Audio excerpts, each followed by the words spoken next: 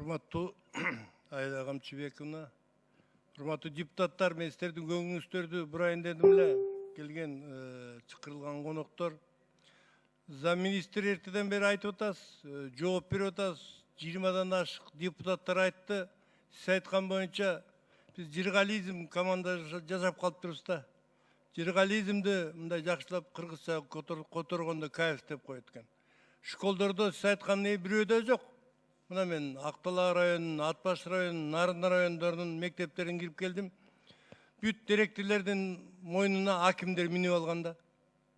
İçine даже кээ бир мектептерге акимдер школдун ичине кирген эмес. Силердин специалисттер жок. Эмне үчүн мындай, ошону айтып көрсөңүз. Урматтуу Камчыбек Жолдошбаевич, Актала районундагы мектептер 100% ысык табак программасына кирген. Бул биринчи. Экинчи, мен көйгөйлөрдү ачык эле так айтып атам. Мен мындай жыргап бардыгы сонун бүт көйгөйлөрдү чечип койдук деп айткан жокмун. Үчүнчүдөн, ар бир райондо бүт республика, Кыргыз Республикасынын ар бир районунда ушул ысык тамакка жооп берген адис бар. Анын отчеттору боюнча биз билебиз, кайсы мектептерге биз ысык тамак киргизе албайбыз, тилекке каршы азыр. Ал жерде көйгөй, же ашканасы жок, же ремонт иштерин жүргүзө албай турабыз, же ысык сууну киргизе албай, канализациясын киргизе албай турабыз. Ошон үчүн иш бар, аткарылган. Бирок көйгөйлөрдү чечип, дагы иштей турганда абдан көп да. Siz айтып атасыз, 60% Кыргыз Республикасынын ичиндеги мектептердин бүт хозяйственный чарбачылык эмес бар деп атасыз. Тетиги алыскы райондордун жайыттарында, тияк бияктарында жок, ана кайсыны эле айтып атасыз бу жерде 60% деген эмеле карашып айтпадыбы депутат. 1700 мектепте бар экен деп. Буну каяктан эсептеп чыктыңыз, көрдүңүзбү? Урматтуу Камчыбек Жолдошбаевич, мындай пришкольное хозяйство десе, бул чоң бир фермерлердин бир укмуш бир чоң чарбасын элестетпеш керек да.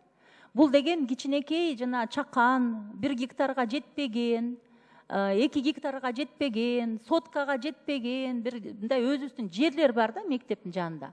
Ошол мектептин территориясында алма бактары, же болбосо жанагы биолог мугалим эксперимент өткөрө турган жанагы өсүмдүктөр, анан балдардын теплицасы бар жанагы биологдун демилгеси менен. Бул чоң бир укмуш бир фермерский хозяйство эмес. Ал кичинекей чакан, жашнакай бактар, бакчалар, ошолор да.